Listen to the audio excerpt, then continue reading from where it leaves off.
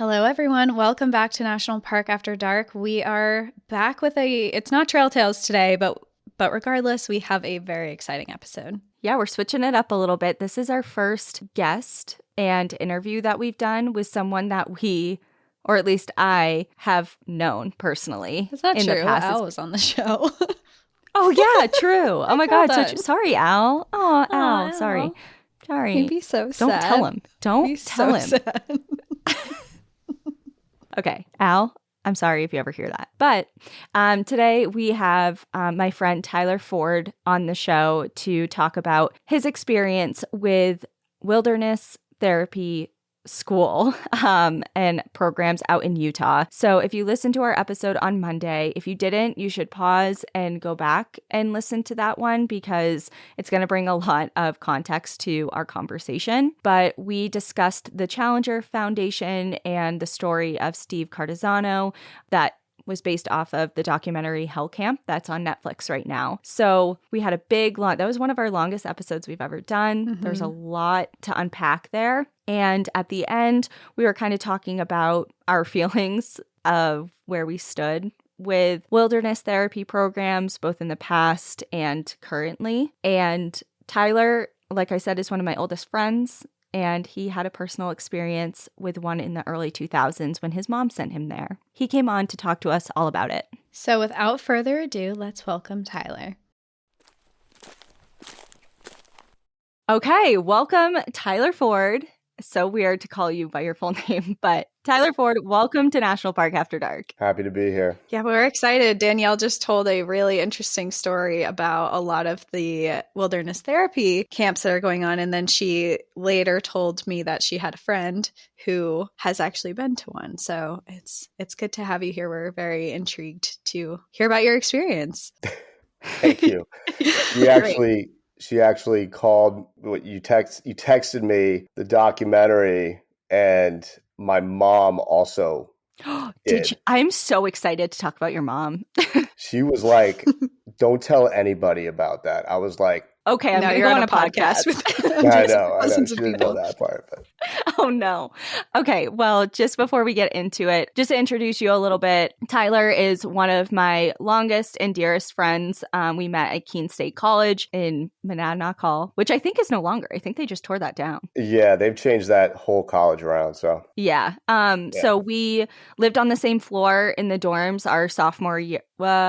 Your freshman year. Yeah. And that's how we started our friendship. And I have continued staying in touch with him over the years. I don't even talk to my roommates anymore, but I talk to you.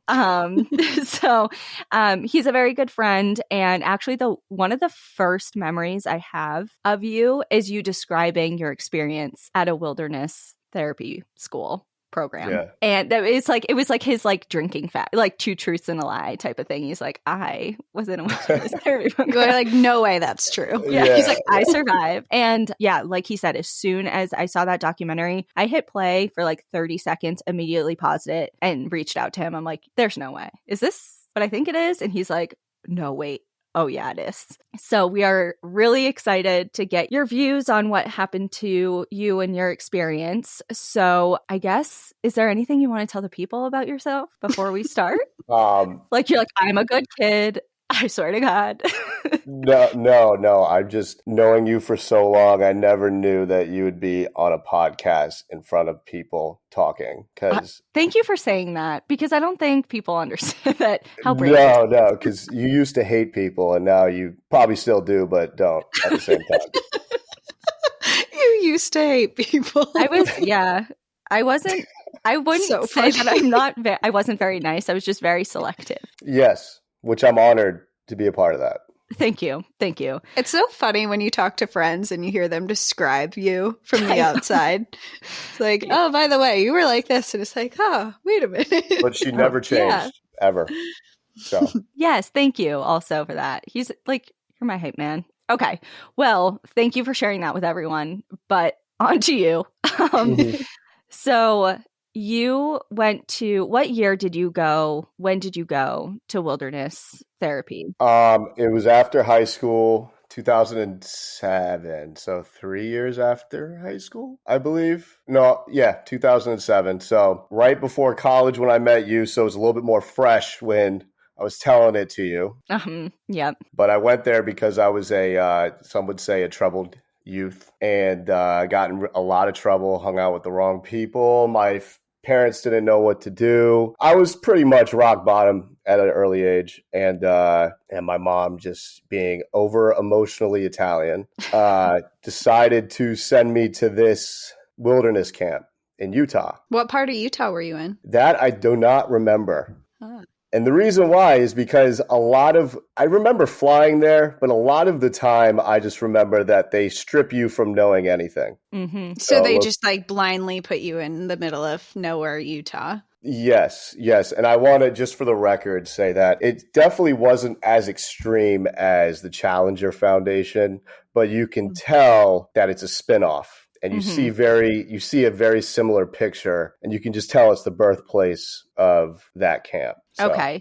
So with the Challenger, they kidnapped kids from their houses and then took them out to camps. Yeah, that's wild.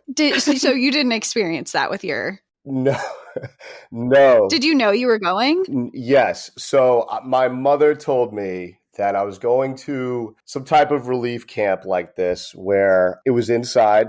Oh, and it's inside. Okay. Told me First a whole lie. different story just to get me to go. Okay.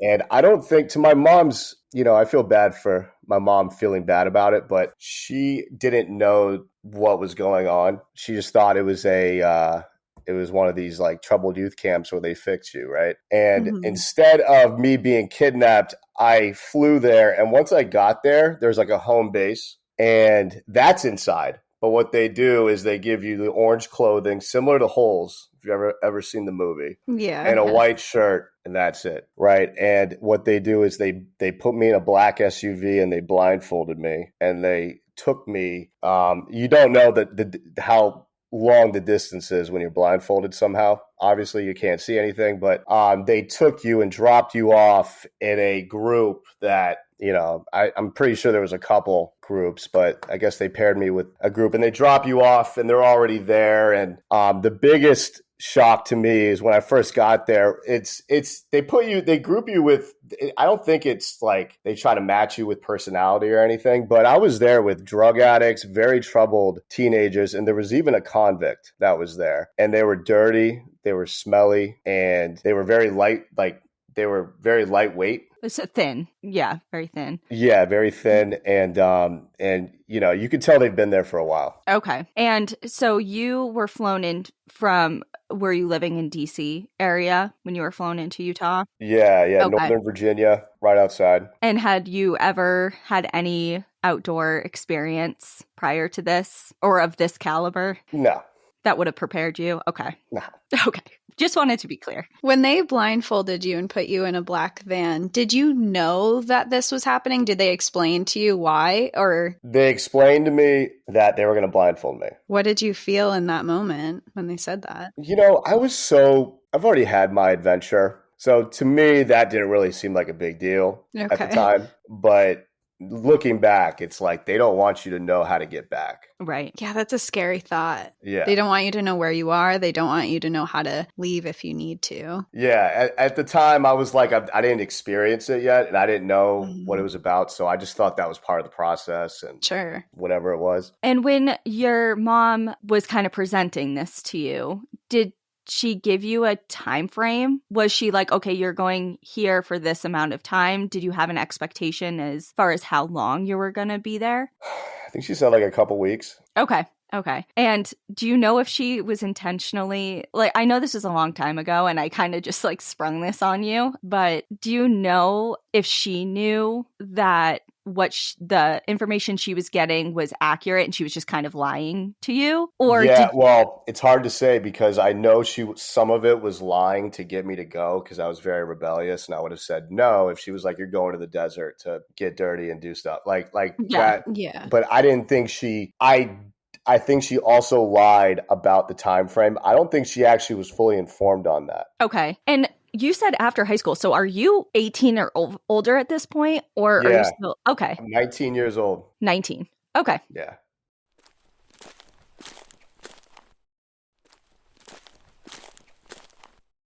Okay, so you're in the desert, you're blindfolded, you're dropped off at a camp with a bunch of other teenagers and young adults who have clearly been there for a long time. And were you stripped of your belongings and just kind of given provisions, or? Yeah. And that's why it was so easy, like when you watch the documentary, to do what they did, is because the whole goal is they strip you of your values like phones, technology, stoves, electronics, and they make you build yourself up from the tools and the environment that you're giving. Mm-hmm. So that's the whole goal, right? And for some people, that definitely works. I mean, the idea of it makes sense. And I'm sure it was for some people, but the staff can also get behind that idea and get away with the behaviors and the choices that they made, Mm-hmm. right? Yeah. And that is what they did. Same thing with us. So we were stripped of everything. All we were given was a sleeping bag, a hiking pack full of pots, malnourished food, and an Nalgene for barely drinkable water that we would find wherever we were. So just different water sources around the desert. Yeah, and I hate. It was like there was the only water that you found were these little mud puddles where cows were bathing in, and we just used a drop of iodine to make it drinkable. And those were like kind of red flags that you saw, like, this isn't okay. Mm-hmm. Yeah, something that's going on here isn't right. Yeah, we're barely finding these little bodies of water that cows are bathing in. Yeah. So when you got there the first day and you get out of the van and they drop you in the middle of nowhere, essentially, what did they have you do then? Did they explain what was going to happen for the next few weeks, days, or did they just throw you into hard work outside, basically? They introduced me to everybody. This is my tribe. Okay, they introduced it as a tribe, the group. Yeah, and Okay. they basically went around introducing everybody and kind of made it seem like just kind of day to day what was going to happen. Obviously, the bigger picture was never told because, like the show, and I'm sure you guys are going to get to it at some point, but there wasn't a time to where you would leave. It was only when they thought you were going to graduate in that sense. So they didn't really give you a lot of like more than what's going to happen that day or that next day or when they're leaving to go to another camp or that kind of stuff. Okay. So day to day, is it similar to the Challenger Foundation as far as just your hiking? Like there is no real rhyme or you're just moving from one campsite to another. There's nothing else, no other like activities or like, I don't understand. No, that's a good question. The good news about all of this was they did teach you how to make a fire with what's around you, kind of like these survival skills that are very baseline, just so that you can cook the food, the powdered milk and oats and all the stuff that you don't want to eat, but just to live. But besides that, yeah, it was basically doing that stuff every day. Like you looked forward to eating because that's all you did. And then you would hike miles to a different campsite. And that was kind of what it was. And then do it all over. Okay. It's interesting that they didn't teach real survival skills because it seems like in this scenario, that would be a great opportunity to learn them and to have something that is worth doing while you're in the outdoors. If you're learning for wilderness first aid, if you're learning how to make the fires from scratch, if you're learning how to build shelters, things like that, it would make it almost more of a rewarding activity. So it's interesting that you say that they weren't teaching you that stuff while you were there anyway. The fire part they did just because we had to make food. Yeah, so right. They had to teach you, and obviously they're not going to provide you with a lighter. So, or, anything to get a fire going that's not natural. So that was very helpful, and it was also useful later on. Yeah, a fun party trick. Yeah, and in real life. Exactly. I have a question about the staff. So when I texted Tyler about the documentary, it was the first day it came out and we watched it together. And then afterwards we kind of had like a debriefing meeting about it, phone call. And I don't think I asked you, but the staff in your experience, were they kind of following the same, I hate to use the phrase tough love because there was no love involved in the documentary, I don't think, but was it like that rough military style approach, or was it more empathetic and like a true camp counselor type of feel? It was a mixture. Like I said, it's not going to be as extreme as the Challenger Foundation, but they definitely smoothed over some of the etiquette and the ethics that were practiced once they had more camps open up, or however that worked. But you could tell that they were camp counselors, but you could also tell that there was no rules because you're out in the middle of nowhere, and they kind of had the power no matter what. And you could tell also that some of them were like bullied back in the day a little bit. No. And it's a good job if you do like being outside and getting back at what happened in your past. It's a really good mix. To dish out like on somebody else. That's Yeah. like a power play. It's sad because I feel like a lot of people in power have that backstory when they're now turning it around and dishing it out on other people, because they're in a position where you search can't for an authoritative. Yeah, they're in an authoritative role now, and they're the person in power. So that can be a dangerous combination. It was. And some of them were very rude. I mean, not in a way, like you could tell that a lot of it was genuine when they were yelling at you. Like it came from somewhere that in the past that, you know, that maybe it happened to them or whatever the case may be. But they definitely didn't hold back when you did something wrong. Okay. Do you want to elaborate, or like, did you witness any sort of abuse? It was more about taking things away, make you feel more enslaved than actually camping and finding yourself and learning the true value of having nothing and, you know, the real reasons why they should be there. But for instance, you didn't shower ever. And this is coming from people that have been, so like people that have been there for a while. There's one guy there that was there for 10 months. Oh, wow. Wow, that's a long time. And that's almost a year. And, you know, he showered maybe once or twice. That's not right. Yeah. And you could tell that like they don't eat as much, obviously, because we're not eating appropriate food in the first place. But along with the food, right, it was so gross that you didn't want to eat it. But like, let's say you didn't swear or you didn't take anybody or you didn't share with anybody or something like that for like 2 weeks. They'd give you peanut butter to mix with your oats or something like that. Okay, so that's the reward. Yeah, like a small reward that now doesn't really matter. But the other thing is toilet paper that they would like half a roll maybe or a couple sheets, because when you use the bathroom, boy or girl, you had to wipe with what was ever around you. May that be a brittle bush. May that be bark from a tree, which I did, right? And if you're going number 2, you got to dig a hole in front of a stick. And the one thing that was really, really weird is in a desert, there's not many hiding places. So sometimes you would just use the bathroom in front of people, right? Yep. And it was just very, you know, I talked to these guys that are very troubled, and they just like, they're all just sitting there like, we don't know when we're going to leave. I've been here forever. At first, I thought it was a great idea. I could see myself like, you know, enjoying it, but these guys are really rude, and I don't feel comfortable being here anymore, but I'm not allowed to leave. So like no end in sight type of thing. Yeah. And was this a co-ed experience where there were men and women there? There's men and women, yeah. Okay. Wow. And having no privacy and having to use the restrooms in front of each other. That's what I was getting at. It was kind of awkward. Yeah.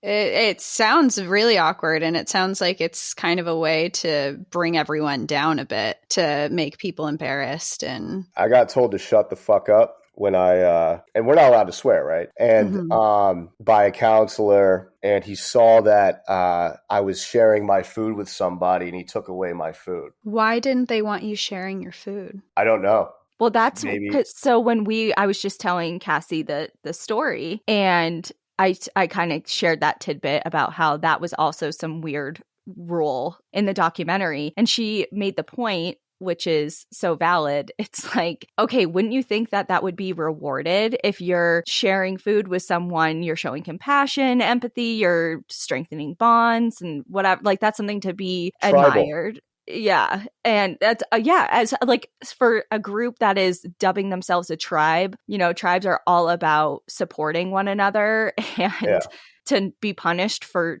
sharing, it seems very counterintuitive. So I'm not really sure what that's about, but. Can I ask why you were sharing? Was it because you weren't getting enough food, or they just had something that you had something that they wanted? You like, since they weren't allowed to ask for food, because you were only given what you were given, and that's all you had to use. I think that's the basis behind it. But I could tell that this guy was just malnourished in a way. Not like to the point where it was, you know, he needed to be sent to the hospital. But I kind of was, again, I was rebellious at the time. I didn't like listening to people like that. And I shared like a piece of bread with him or something like that. And I got in big trouble for that. They took away like half my rations of food. Which is They already used minimal. food as a version of punishment. Yeah, because that's all we really had. And that's all we really wanted and looked forward to during the day is cooking, because what else are you going to look forward to, especially Right. being You there? need that. You need food. That's not something you punish someone for. That's something that you need. It's something you need to survive. Yeah. Yeah.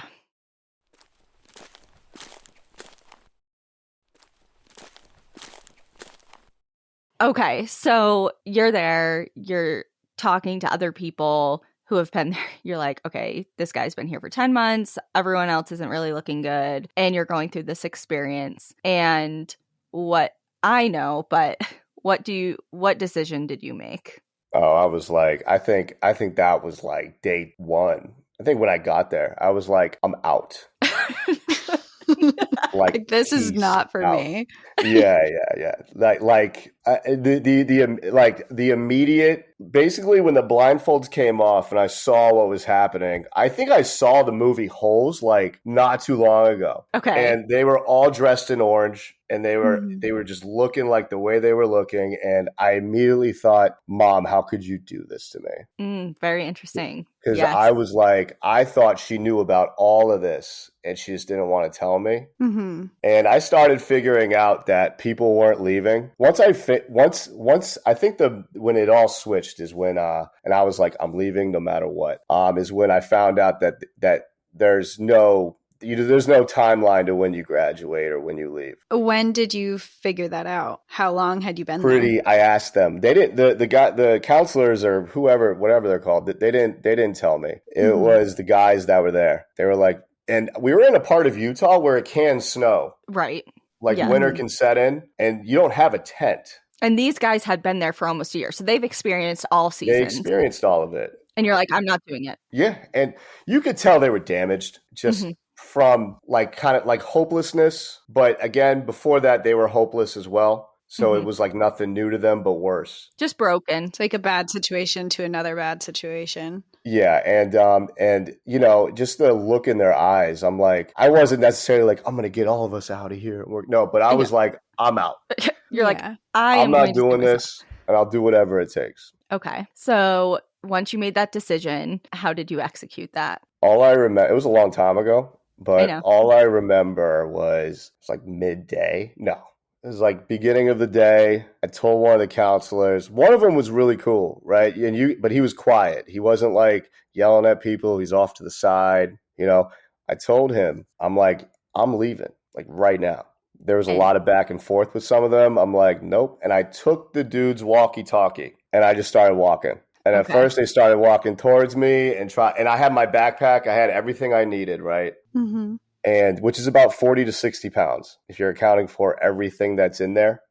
And I just walked away. And you had no idea where you are. No. And what they thought is, because I'm not the first one to do this. Okay. They thought since I have nowhere to go, because keep in mind, I'm thinking like, yeah, it's just a couple miles away, home base, right? I'll make it over there. Little did I know it was 75 miles away. Oh, wow. And how many days or weeks in were when you did this? I was a week in. He was like, I'm out. I think the second day it stamped, like when I was talking with these people and they were looking all delusional, I was like, yeah, not for me. Yeah, you're like, I've seen what I need to see. And there was a moment, and I'm not trying to make this like a funny situation by any means, but there was a moment as well where there's people that did go. There was one person, and everybody had a name like Ravenclaw or Buffalo Tail or you like name it. They gave you some sort of like tribal name. Yeah. Yeah. I mean, people give each other trail names and things like that. So maybe along those lines. So like once this guy graduated, what one of the counselors would do, kind of like a culty thing, is he would make him like spread his wings or his arms, right? And this guy would come up and just cut him out of his shape, like physically, and then be like, step forward, and this guy would just come out, and everybody was just like, ooh. And I was like, no. Like I am not. metaphorically, like cut them out of one Yeah, space yeah. and So you then can step out. like walk into the new you Got it. in a way. Like a Like supposed to be metaphorical. some spiritual awakening kind of thing that you Yeah, like you're a were new not. person, and you know. Yeah. So, like with all that being said, the reason why camp was so far away is people did run away. They would come back. Because 75 miles is a long way to walk. Now, again, I didn't know that until I got there. Right. Wait, you walked the full 75 miles? The first day, I had, keep in mind, I had a 60-pound backpack on, but I walked 13 miles the first day because it was this one hill over the next hill. So every hill, I'm like cliche, is like, oh, that's going to be the next. That's it. Like over this next ridge. That's the next hill. And then it never was. And I ended up setting up camp off to the side of a road somewhere. I had this walkie-talkie where it could reach almost everywhere, like a satellite walkie-talkie, I believe. So I was still in contact with them. They were still trying to talk me into coming back, and they thought I was going to come back because that's what usually happens. Mm-hmm. Mm-hmm. But I just learned how to make a fire. I just learned how to cook. So I was able to like be by myself, but they just kind of let me do that for a couple days. And I just requested a car and a plane, a car and a plane. I'm not leaving until you give me a car and a plane. That's how. I'm out. That's how, like, there was no negotiation. Yeah. Yeah. So when you've walked however many miles now and you're next to a road, did they eventually send a car for you? 3 days later. You were just out there. I was living by myself for like 3 days. And did you stay at that one location or did you keep trying to go? Or once you made it there? One more time. Oh, okay. Somewhere else. And then I realized that I'm not anywhere near. There's no base camp near me. And they were telling me that too eventually to try to get me to come back. Well, right. And at first you're probably like, well, I don't believe you. And you're just trying to get me to come back. Yeah. But once you found out for yourself and you really kind of got your bearings and kind of had maybe like an oh shit moment that you were just like, well, I'm just staying put. And when I get my car and my plane, we can talk. The guy I was talking to was he was kind of like, dude, I totally get what you're doing. Like I would too. Like the nice counselor. He was like the nice guy, and everybody else were like, you know, had an agenda. And the guys that I were talking to were threatening me about, you know, if you leave, like your mom's not getting her money back, and we're not going to come get you. So you can just sit out there for as long as it takes for you to come back, but we're not going to help you, and all this stuff. And they're being super rude about it. When in reality, it's like if somebody wants to go home, like send them home. Yeah. You can't hold someone hostage. And you're that adamant about it. Yeah. If you're that adamant about it, because also too, there's like coyotes and everything around me howling at night. And I'm just thinking like something's going to eat me. But scary. A lot of it too is like, I just got there. I'm not really self-sustainable at that point. Well, you're not to like knock you down any pegs or anything, but it's just, you're a teenager from DC with no outdoor experience. And yeah, exactly. Now you're just dropped. Like it's a lot to deal with. And especially like, I mean, you say coyotes and stuff, but you're in mountain lion territory. You're out there, you're by yourself. You have minimal supplies. Yeah, you can make a fire, but I had a python in my sleeping bag one day when I woke up. There's no way you had a python. A snake. I mean, a snake. I don't know, like a snake that was in my sleeping bag when I woke up. When you were with everyone still, or is this when you were by yourself? When I was with everybody still. How was that? I screamed like a little girl. Did you feel it like when you woke up? Like what happened? Yeah. It was probably about, I want to say like a couple feet long, 4 feet. It was just, but they were saying that 4 feet is a couple of feet. That's huge. Yeah, that's 4 a massive feet long. snake. I don't know the exact length, but they were saying about how some of the snakes are poisonous, so you got to be very careful. And what happened to just because we don't have like any type of perimeter set up. We don't have tents. We just You're in the sleep wild. in a sleeping bag. Yeah. Yeah. So it was that was just an added like red flag in a way. I'm not staying. You're just like, I'm not doing this. Oh, it was terrible. Yeah. Was that like, I think you referred to it once as like the straw that broke the camel's back. You're like, that was it. The snake. Weekend. I was just like, there's no way that I'm going to be here for 10 months or however long that guy was. And, you can barely tell what skin color he is because of how dirty he is. Yeah. Yeah. Yeah. You said no one showers or anything. Nope. Nobody showered. And those clothes that were given to you, that was it. Like it was one orange over the top shirt with a white undershirt and like white shorts. I mean, I'm I sorry, get and orange roughing it, shorts. but that's extreme. You should be able Super to extreme. clean yourself. Did you do laundry, or was there any? No, that was all you had. And you just like, I'm assuming if you wanted to clean it, you just wash it in your water source. You would have to go. And what's the water source? The cow thing. I know. Yeah. Yeah.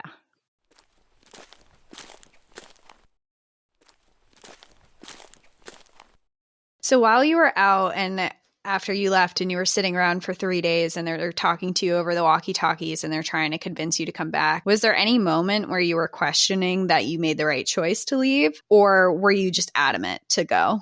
I was so adamant. Even walking the first day, I like 13 miles literally with a 60-pound backpack, and I was a scrawny 18-year-old, very, very unhealthy at the time. All I did was drink, and not the recipe for what I should be doing there. And I had blisters all over my feet, and it was just but that's how adamant I was about moving farther and farther away from that. Yeah, you were so motivated just to get away from beyond them. like pain in a way. Mm-hmm. Yeah. So you get finally the nice camp counselor, right, is talking to you, and you eventually get your wish. You're removed from the camp. How did that go over? All I remember is a black SUV came and picked me up with one of the camp counselors. They didn't blindfold me, but they it was just silent the whole way there. Did you trust that they were taking you to the airport? I had no idea. No idea. I had no idea. So that was another thing, right? Because 75 miles without your blindfold on is a long way. It was about like an hour more. Yeah. And I was just the whole time, I'm like, what are they going to do next? You know? And of course, not knowing that this camp is more refined than what started off as like sexual abuse and, mentally distraught camp of people. Mm-hmm. I was just like, this doesn't sound like many people make it out. You were like, this Which just is scary. doesn't, which is if I got to do this much to get away from that camp, and people are paying good money for that. And I think that's another reason why they wanted me to stay. Right. In terms of that. Yeah. So going back to, you find out that you are actually going home. Yeah. They brought you. Did you have any reservations about going home and confronting your? I have to ask, was it your mom and your dad, or was this more of your mom's decision? My dad doesn't talk a lot, so I'm gonna like, even when I talk to him still. But I think it was more my mom. Okay.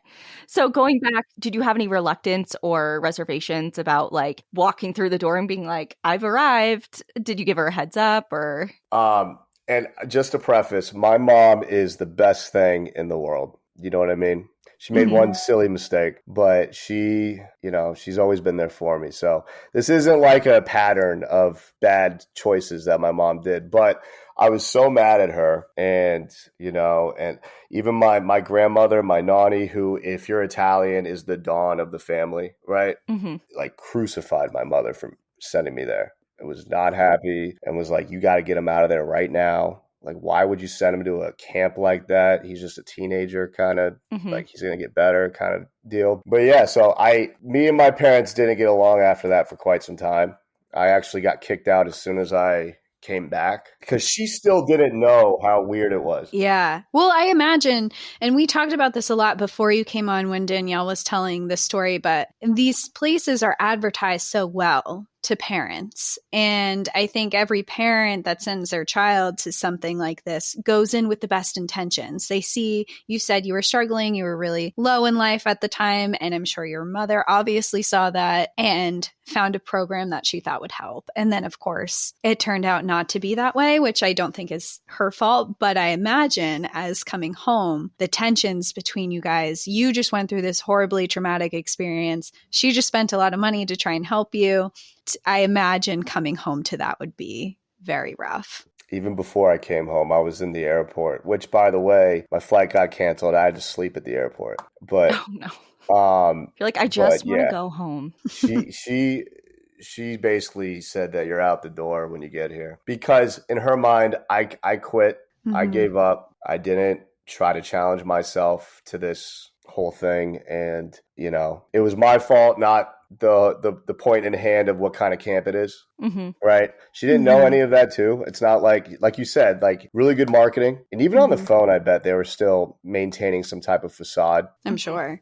And they were also not trying to give back the money. So that was another thing that pissed my mom off about the whole thing. And she eventually I think she got like half of it. Okay. A little bit of a refund, I guess. But it's a lot of money to send your kids there, which is why I was like wondering why there was a convict there. Well, convicts have families that care about them too. And like, I think a lot of people are just really desperate to do what they think is the right thing for the people they care about. And obviously, there's a lot of kind of smoke and mirrors when it comes to some of the wilderness therapy programs out there that we've, researched and that is coming to light. And like we were kind of talking about at the end of the episode, they're obviously still in existence today. They're wildly popular and people are still interested in sending their children there because of the promise of what they can potentially deliver, which is a reformed kid. And I think that in some instances that may be true. And there's a reason that they're still popular because there has to be some success stories. It's just, if it was just failure after failure after failure for years, it wouldn't be going this long. But obviously it's still troubling because this stuff still does happen. And I think that there has to be some level of trauma in a lot of kids that are put into a program like this, even though you weren't kidnapped from your bed in the middle of the night. You still had knowledge of where you were going. It was still an experience that changed you and that you didn't really have a great time in, and the people that you saw there went through it hard. And who knows what they think of their experience or that experience today and where they're at. So what are your thoughts on the program, that type of program, as someone who experienced it? I feel like that was years ago, right? Mm-hmm. I just feel like from what we saw in the documentary, how bad that was to what I went through, 30 years later, I think they probably refined it to a point where they monitor really what's going on out there. Mm-hmm. Like they have to at this point if they're continuing to do this, because there are some parents that'll probably throw lawsuits at them or whatever it may be to try to shut it all down, and they're not shut down. So I bet you there's good ones and there's bad ones, but it really should be for like not somebody like me. I was a bad kid, don't get me wrong, but I wasn't like ready for that. Okay. That was a little much. Yeah, it was a lot. It was they have a good point in like stripping you of your values, a little bit of militant, but like it should be if you're at the lowest of the low and there's no other choice possible. What actually worked out in my favor is my mom actually sent me to a post-grad school that got my life all turned around. Okay, I was just going to ask. So my question for you is, if this didn't work for you, what did? And whether or not that was like some sort of formal institution or whatever, or just like life event. Obviously, knowing you and your mom now and your relationship together, I would have never been able to guess that there was such a period of time that it was a really strained relationship, especially after something like that happened. So what did it for you? Like what changed? It was my mom again, but this time a little bit of a better idea. And it was a school in Maine called Bridgeton Academy. So I played football. So people that are good at sports, but they suck at school, it is what it is.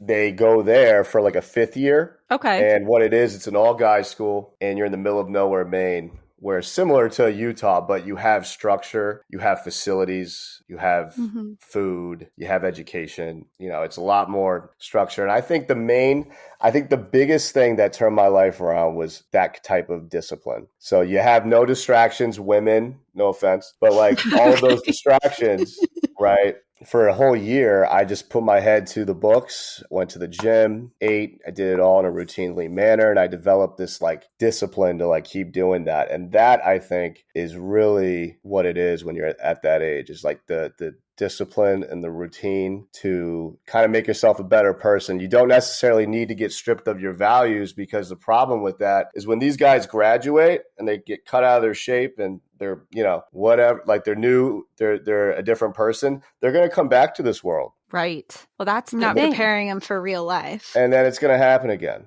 right? They're gonna be around the same things that they were stripped of, and it's gonna go right back to normal. So that's why I don't think it's for everybody, especially if you have an addiction problem. Because I don't think when you come back home to your family, you're gonna go out and set up a tent and camp outside for another week. Like, yeah, and be like, oh, well, that's what worked for me, so I'm going to stick to doing that. yeah, exactly. And that's the only way that I'm going to be better, because that's not the real world. And I think that was kind of, they didn't dwell too long on it in the documentary, and I forget his name, but the kid that was in Costa Rica for like a year or something, because his dad sent him, and then he took him back to Georgia or wherever they were from, and then within a month he had relapsed and was right back in his old ways. And I mean, the dad in the documentary was harsh. He's like, I should have kept you there for the rest of your life. And that was so subtle too when he said that. We were just like, I was like, oh God, okay. But yeah, it illustrates the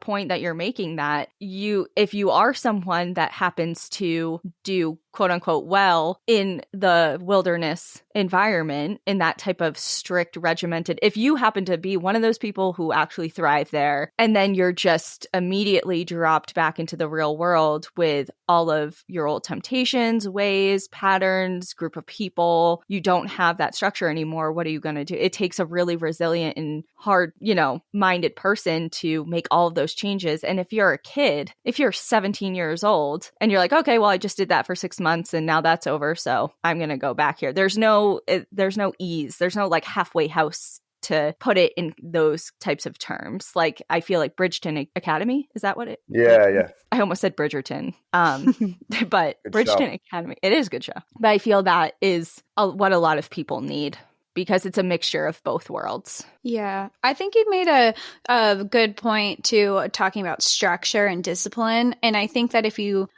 there are, like you said, there's good programs in wilderness therapy and there's bad ones. And I think that probably what differentiates the two is, one, respect between the counselors, and it goes both ways. Totally. But also creating structure. If you throw kids out in the woods and then all you do is have them hike and try and survive, you're not building anything. People need to learn. People need to be engaged in things. People need some type of teamwork when you're in a place like that. You need to be getting something back in that. And it's not just the spiritual experience where you're out in the wilderness and away from phones and society. You need to be getting something from it that you can bring back to the real world. Mm-hmm. There is such a separation of that kind of camp and then the real world that it basically, what I felt like overarching theme of all of this, I just felt like these camp counselors were watching people rot.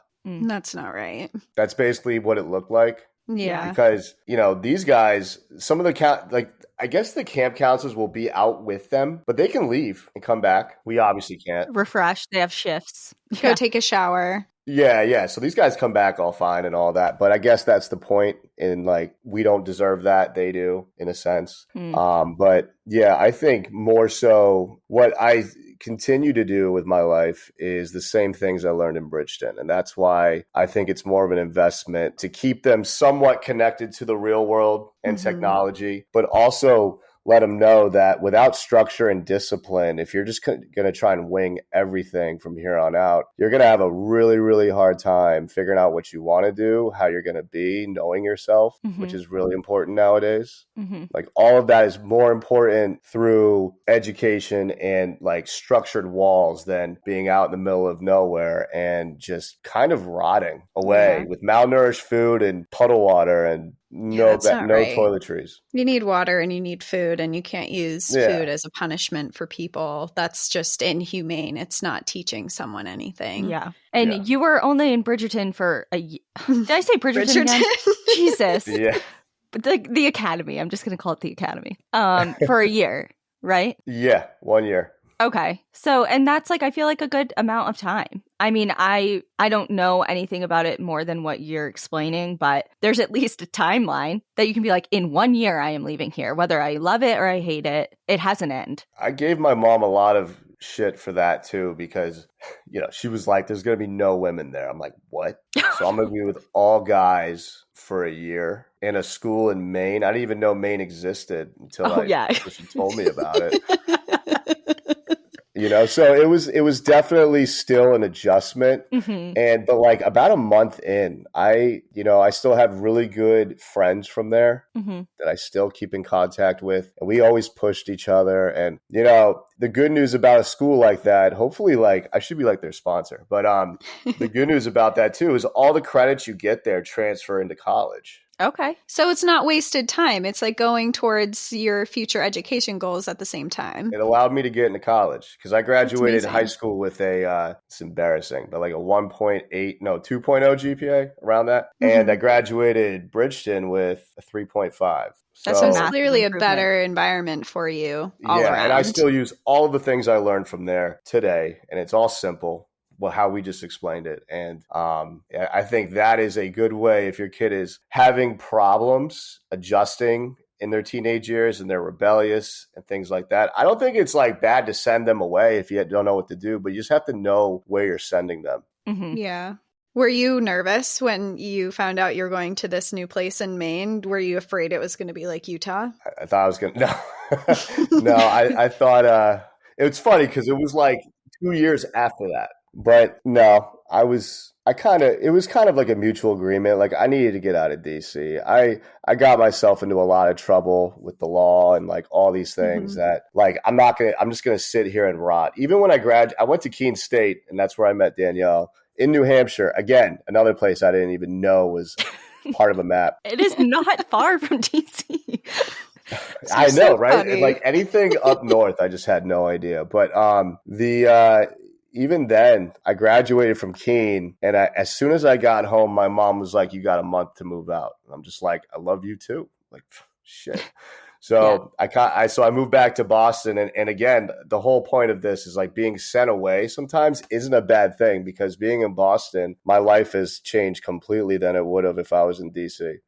So I agree with that. I think being sent away either on your own volition or sometimes not is ultimately for the greater good, for personal development. I'm a big proponent of that. I think people who stay in their hometowns their whole life, there's something to be said for that, especially if you have a good, strong support system, good friends, you have a good job, there's something to be said for that. But to get outside of your comfort zone and away into a new environment with new people, places, and things can do really good things. So Danielle, you've been doing that for a while. You've gone everywhere. Yeah.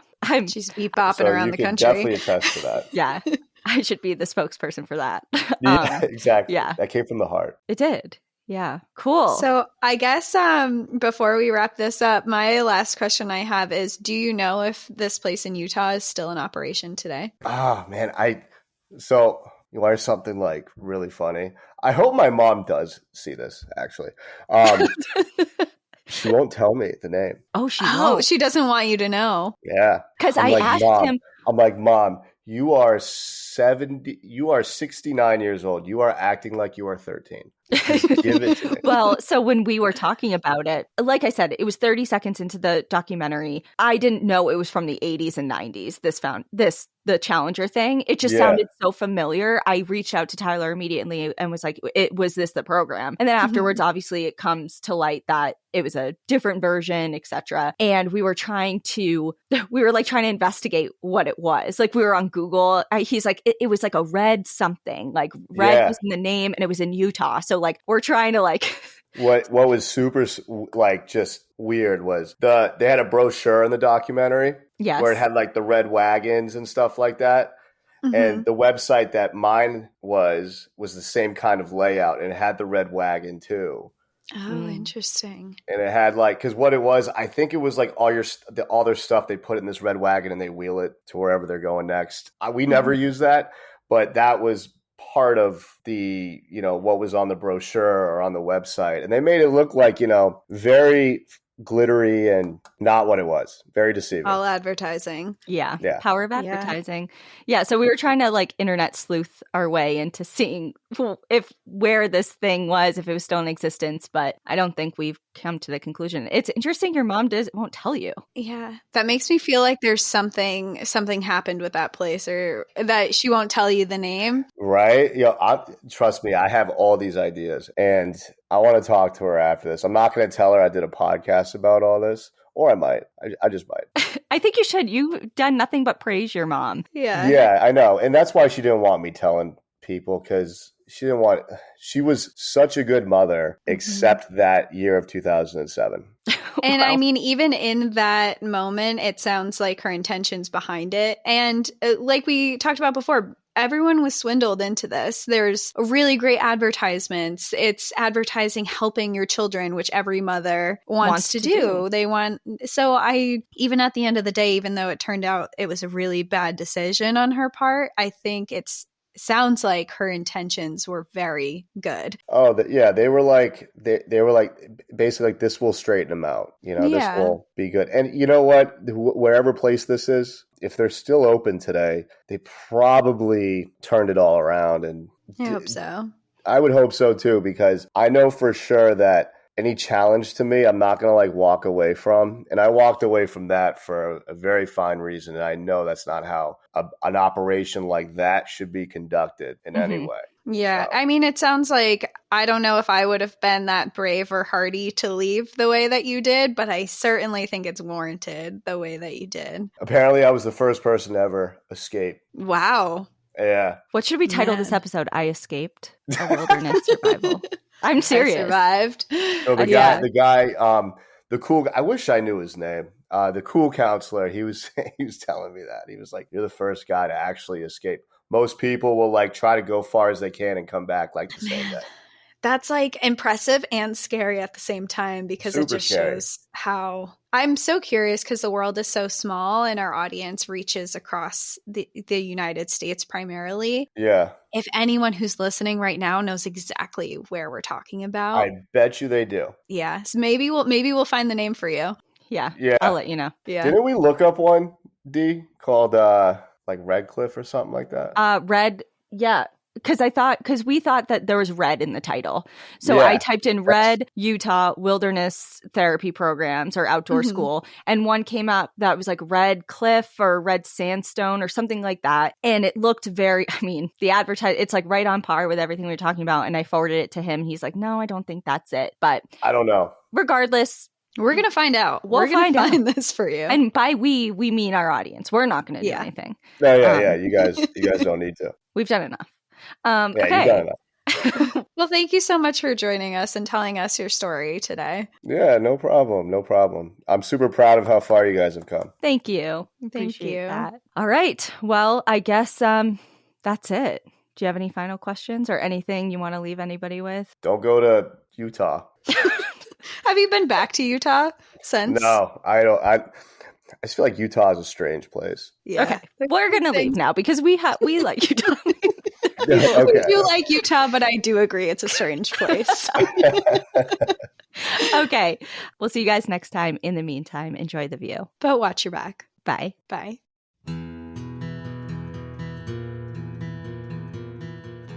Thank you so much for joining us again this week. If you have a trail tale or story suggestion, send us an email at stories@npadpodcast.com. Follow us on Instagram and Facebook at National Park After Dark and on Twitter at NPAD Podcast. Join our Outsiders Only community on Patreon or Apple subscriptions to listen ad-free, unlock monthly bonus episodes, and exclusive content. And remember, when you support our sponsors, you are supporting our show. For our exclusive discount codes and source information from today's episode, check out the show notes. For more information on our show, our book recommendations, merch updates, and more, visit our website at npadpodcast.com. And please rate, review, and subscribe from wherever you listen to podcasts.